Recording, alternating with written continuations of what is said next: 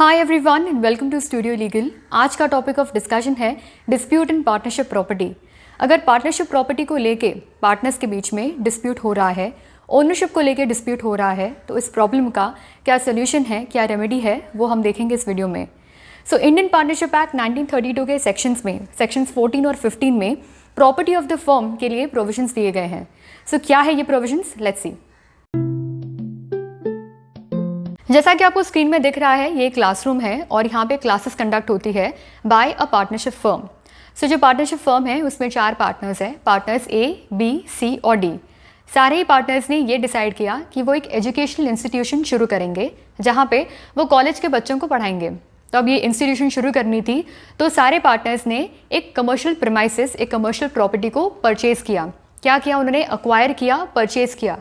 किस चीज़ के लिए, किस वजह से किया? For the purpose of the business of the firm. उनके फर्म का जो पर्पस था, बिजनेस था, वो क्या था? एजुकेशनल इंस्टीट्यूशन शुरू करना, क्लासेस शुरू करना और बच्चों को पढ़ाना। तो उस वजह से उन्होंने जो प्रॉपर्टी है वो अक्वायर की, परचेज की for the purpose of the business of the firm. Now अब जो उन्होंने पार्टनरशिप बिजनेस शुरू की, अब क्या होता है कि जो एक पार्टनरशिप बिजनेस है, अगर उसे शुरू करना हो तो जितने भी पार्टनर्स हैं वो अपनी अपनी तरफ से कैपिटल कंट्रीब्यूट करते हैं। तो सारे पार्टनर्स ने इस केस में भी अपनी अपनी तरफ से कैपिटल कंट्रीब्यूट किया, मनी और मनीज वर्थ कंट्रीब्यूट किया। तो जो पार्टनर्स है उनका कंट्रीब्यूशन मिला के एक कॉमन स्टॉक बना और वो कॉमन स्टॉक अब यूज हो रहा है पार्टनरशिप बिजनेस के लिए। सेक्शन 14 और 15 यही बताते हैं, a property is something which is acquired or purchased or otherwise for the purpose of the business of the firm and which is originally brought in the stock of the firm। तो अब हमने बात की commercial property की। तो जैसे जैसे जो एक पार्टनरशिप फर्म है वो एसेट्स खरीदते हैं, एसेट्स एक्वायर करते हैं, परचेज करते हैं, उस एसेट्स में, उस प्रॉपर्टी में राइट्स और इंटरेस्ट डेवलप होते हैं सारे पार्टनर्स के। मतलब पार्टनर्स का उस प्रॉपर्टी में कितना शेयर है, कितना हिस्सा है, वो सब डेवलप होता है जैसे जैसे जो एक बिजनेस है वो प्रॉपर्टी को अक्वायर करता है वैसे वैसे। अब यहाँ पे हमने बात की टैंजिबल एसेट्स की, अब हम बात करेंगे इनटैंजिबल एसेट्स की। टैंजिबल एसेट्स वो होते हैं जो फिजिकल एसेट्स होते हैं, जो जिसे हम टच करके हम देख सकते हैं, हमारे सामने होते हैं वो सारे एसेट्स। लेकिन कई ऐसे एसेट्स होते हैं जहाँ पे हम देख नहीं सकते बट फिर भी वो हमारे एसेट्स माने जाते हैं, उसे हम कहेंगे intangible assets. The most important example of intangible asset is nothing but goodwill. Goodwill is nothing but reputation of the business. Partnership act क्या कहता है कि जो एक बिजनेस है उसके 2 तरीकों की गुडविल होता है। एक होता है पर्सनल गुडविल और एक होता है फर्म गुडविल। पर्सनल गुडविल यानी हमारे केस में 4 प्रोफेसर्स है, तो चारों ही प्रोफेसर्स की अपनी अपनी इंडस्ट्री में, अपनी इंडिविजुअल कैपेसिटी में उन्होंने अपना रेपुटेशन डेवलप किया रहेगा, उस रेपुटेशन को बोलते हैं हम पर्सनल गुडविल। लेकिन फर्म गुडविल क्या हुआ? Partnership firm as a whole, उसका क्या रेपुटेशन है उसकी इंडस्ट्री में, उसे हम कहेंगे फर्म गुडविल। यहाँ पे हमने 4 पॉइंट्स कवर कर दिए हैं, अभी 5 पॉइंट्स कवर किए हैं प्रॉपर्टी के बारे में। अब हमारे केस को हम थोड़ा डिफरेंट सिचुएशन से देखते हैं। अभी समझो ये क्लासरूम है, इस क्लासरूम में जो एम्प्टी प्रीमाइसेस है, कमर्शियल प्रॉपर्टी है, वो किसके नाम पे है? पार्टनरशिप फर्म के नाम पे है। लेकिन आपको जो एलिमेंट्स इसमें दिख रहे हैं, जो भी टैंजिबल एसेट्स दिख रहे हैं, वो कौन से हैं? जैसे table, chairs, furniture, lighting, bulletin boards etcetera, और कई भी एलिमेंट्स है इसमें। वो जितने भी एलिमेंट्स का जो ओनर है वो कौन है? पार्टनर ए। मतलब पार्टनर ए इन सारे एलिमेंट्स को ओन करता है, इन सारे टैंजिबल एसेट्स को ओन करता है। अब जितने भी पार्टनर्स हैं उन्होंने ये डिसाइड किया कि वो जो ये टैंजिबल एसेट्स है उन सबको सेल ऑफ करेंगे और न्यू एसेट्स को परचेज करेंगे। तब बारी आई इस सारे एसेट्स को किसी थर्ड पार्टी को सेल ऑफ करने के लिए। तो पार्टनर ए क्या क्लेम करते हैं कि जो भी पैसा इन सारे एसेट्स को बेचने पर आएगा, वो जितना भी रिटर्न आएगा वो पार्टनर ए के अकाउंट में क्रेडिट होगा, ना कि पार्टनरशिप फर्म के अकाउंट पर। सारे पार्टनर्स बोले कि ऐसे कैसे?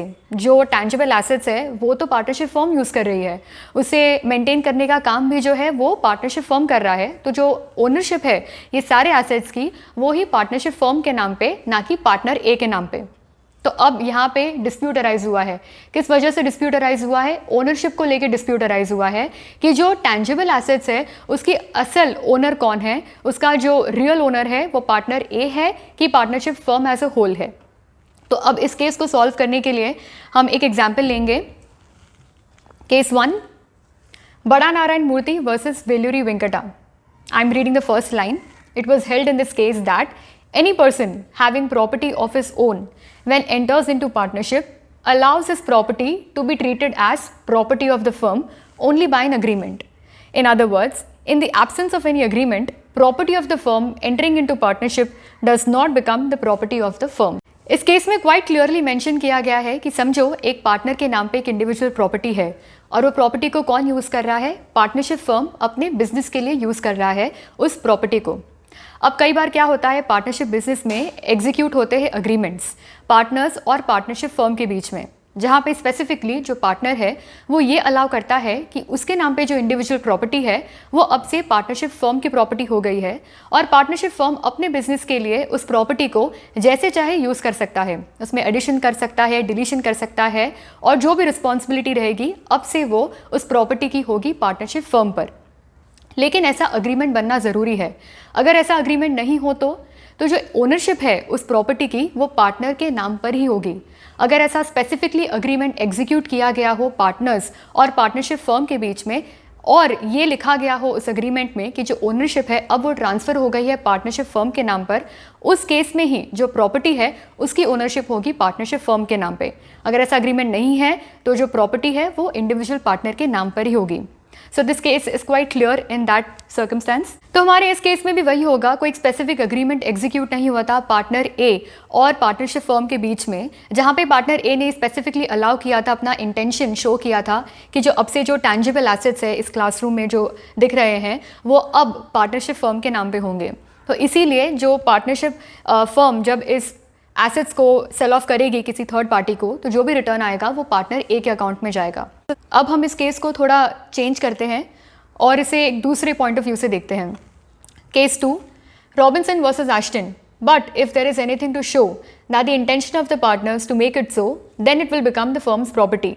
Thus, when the owner of the mill agreed to carry on the manufacturing business in a partnership with others and the owner partner was credited in the firm's account with the value of the mill as his capital, it was held that the mill had become the firm's property and any additions to the mill would also be a partnership property. इस case में ये दिया गया है, समझो एक मिल है, उसका एक ओनर है, उसे हम नाम दे देते हैं पार्टनर ए। तो पार्टनर ए ने क्या डिसाइड किया कि उस मिल जो है, जो उसकी प्रॉपर्टी है, उस प्रॉपर्टी में वो एक नया पार्टनरशिप बिजनेस शुरू करेंगे और बाकी सारे पार्टनर्स को भी अपने पार्टनरशिप बिजनेस में इन्वॉल्व करेंगे। तो अब क्या हुआ, एक न्यू पार्टनरशिप फॉर्म हुई पार्टनर ए, बी, सी और डी के बीच में, और मिल का ओनर कौन था? पार्टनर ए। अब पार्टनर ए, बी, सी और डी सभी लोगों ने अपनी तरफ से कोई ना कोई कैपिटल कंट्रीब्यूशन किया, लेकिन पार्टनर ए ने क्या किया? पार्टनर ए ने जो मिल की वैल्यू थी उतना वैल्यू अपने कैपिटल अकाउंट में क्रेडिट कर लिया। I am reading the third line, and the owner partner was credited in the firm's account with the value of the mill as his capital. इससे क्या हुआ? पार्टनर ए का इंटेंशन फॉरवर्ड आया, intention सामने आया कि पार्टनर ए अब रेडी है कि उसकी जो मिल है वो पार्टनरशिप बिजनेस के लिए यूज़ की जाए और पार्टनरशिप बिजनेस जैसा उस मिल को यूज़ करना चाहे कर सकती है, उसमें कोई भी एडिशंस, डिलीशंस जो भी पार्टनरशिप फर्म चाहे वो कर सकती है। सो इस केस में क्या होगा कि जो मिल की जो ओनरशिप रहेगी उस पर partnership firm as a whole claim कर सकती है और ये बता सकती है कि अब से जो वो मिल है वो पार्टनरशिप फर्म की प्रॉपर्टी है, ना कि पार्टनर ए की। तो जहाँ पे ये समझने आता है, स्पेसिफिक इंटेंशन समझने आता है एक पार्टनर का कि अगर उसने अपनी प्रॉपर्टी को अलाउ किया है अब पार्टनरशिप फर्म में यूज़ करने के लिए, पार्टनरशिप फर्म को अलाउ किया है कि वो उनकी इंडिविजुअल प्रॉपर्टी जो है वो पार्टनरशिप बिजनेस के लिए यूज़ हो, तो उस केस में जो क्लेम है उस प्रॉपर्टी का वो partnership firm as a whole कर सकती है। सो ये हुआ हमारा केस नंबर 2। सेक्शन 16 को हम लेटर ऑन डिस्कस करेंगे हमारे नेक्स्ट वीडियो में। अभी के लिए हम आगे बढ़ते हैं और डिस्कस करेंगे सेक्शन 17 के बारे में, जहाँ पे ये लिखा है rights and duties of partners after a change in the firm. Now if there is any change in the constitution of the firm, constitution of the firm मतलब अगर नंबर ऑफ पार्टनर्स इंक्रीज और decrease होते हैं किसी भी partnership firm में, तो क्या राइट्स और ड्यूटीज होती है इंडिविजुअल पार्टनर की, वो हम देखते हैं। I am reading the first point, before going into the rights and duties we should first know how a change may take place in the constitution of the firm. It may occur in one of the following 4 ways। अब before going to rights and duties, जो rights and duties है वो हमने already हमारे previous video में discuss कर लिया है। अगर आपको उसका वीडियो देखना है तो उसकी लिंक हमने डिस्क्रिप्शन बॉक्स में दी है। तो जो कॉन्स्टिट्यूशन ऑफ द फर्म है वो कब कब चेंज होगा? जब where a new partner or partner comes in, where some partner or partners go out, that is by death or retirement, where the partnership concerned carries on business other than the business for which it was originally formed, and where the partnership business is carried on after the expiry of the term fixed for the purpose। इन चारों ही circumstance में जो number of partners है वो increase और decrease होंगे, यानी क्या constitution of the firm जो रहेगी वो इंक्रीज और डिक्रीज होगी। लेकिन सेक्शन 17 बोलता है कि जो राइट्स एंड ड्यूटीज़ है रिमेनिंग पार्टनर्स की वो एज इट इज़ रहेगी जैसे कि वो पहले थी। ऐसा क्यों कहा है? Let's take the second example where some partner or partners go out, that is by death or retirement. हमारे प्रीवियस एग्जाम्पल में हम फिर से आते हैं, क्लासरूम का एग्जाम्पल। अब इस केस में कितने पार्टनर्स थे? पार्टनर्स ए, बी, सी और डी, यानी 4 पार्टनर्स थे। उसमें से जो पार्टनर बी थी उसकी डेथ हो गई, यानी क्या जो पहले जो प्रॉपर्टी में जिनका शेयर था सारे पार्टनर्स का वो इक्वल था 1:1:1:1 के रेशियो में। अब जो पार्टनर बी है उसकी तो डेथ हो गई है, तो अब हम क्या सोचेंगे कि जो रिमेनिंग पार्टनर्स है अब वो इक्वल ओनर्स हो गए उस प्रॉपर्टी के। लेकिन सेक्शन 17 बोलता है ऐसा नहीं है। पार्टनर बी अभी भी उतना ही हिस्सेदार रहेगा जितना कि पहले था, लेकिन पार्टनर बी की तो डेथ हो गई है, तो अब उसके हिस्से का क्या? तो उसका जो शेयर है अब वो ट्रांसफ़र होगा उसके लीगल एयर्स को, यानी अभी भी जो प्रॉपर्टी रहेगी वो चारों पार्ट में ही डिवाइडेड रहेगी 1:1:1:1 के रेशियो में। यानी partners A, partner B which is who is a deceased person, उसके लीगल एयर्स उसमें इंक्लूड होंगे इस पार्टनरशिप प्रॉपर्टी में, पार्टनर सी और पार्टनर डी। अब बात आती है when a new partner comes in, मतलब समझो कोई एक new partner in existing partnership में एंटर करता है, तब जो राइट्स और ड्यूटीज़ रहेंगी वो भी सेम रहेगी unless there is a specific agreement for any change in the share of the property or change in the rights and duties of the partnership business where the partnership concerned carries on the business other than the business for which it was originally formed। अगर समझो एक partnership business already चल रहा है और उन्होंने अपना एक न्यू ब्रांच खोला है, एक नया फॉर्म ऑफ बिजनेस खोला है, शुरू किया है, तो भी जो राइट्स और ड्यूटीज़ रहेंगी वो सेम रहेंगी सारी पार्टनर्स की। अब आता है fourth point, where the partnership business is carried on after the expiry of the term fixed for the purpose. अगर समझो एक पार्टनरशिप बिजनेस है जो एक फिक्स पर्पस के लिए या एक फिक्स ड्यूरेशन के लिए है, वो ड्यूरेशन ख़त्म होने के बाद उस फिक्स पर्पस सॉल्व होने के बाद में या अचीव होने के बाद में फिर भी अगर पार्टनरशिप बिजनेस कंटिन्यूड होता है तो उस पार्टनरशिप बिजनेस को पार्टनरशिप एट विल माना जाएगा और जितनी भी राइट्स और ड्यूटीज़ पहले थी पार्टनर्स की वो as it is same to same जो राइट्स और ड्यूटीज़ रहेंगी वो कंटिन्यूड रहेंगी बाद में भी। तो अब यहाँ पे हमने देखे हैं प्रोविजंस सेक्शन 17 के, और इस सेक्शन 17 से हमें ये पता चलता है कि जितने भी पार्टनर्स हैं वो प्रोटेक्टेड रहते हैं अपने राइट्स और ड्यूटीज़ से किसी भी पार्टनरशिप फर्म में। ऐसा सिक्योरिटी इसीलिए दिया जाता है हर पार्टनर को ताकि जो इंडिविजुअल पार्टनर है वो अपने राइट से अपने ड्यूटी से सिक्योर्ड रहे, प्रोटेक्टेड रहे, और जो भी उनका शेयर है प्रॉपर्टी में उससे वो प्रोटेक्टेड रहे।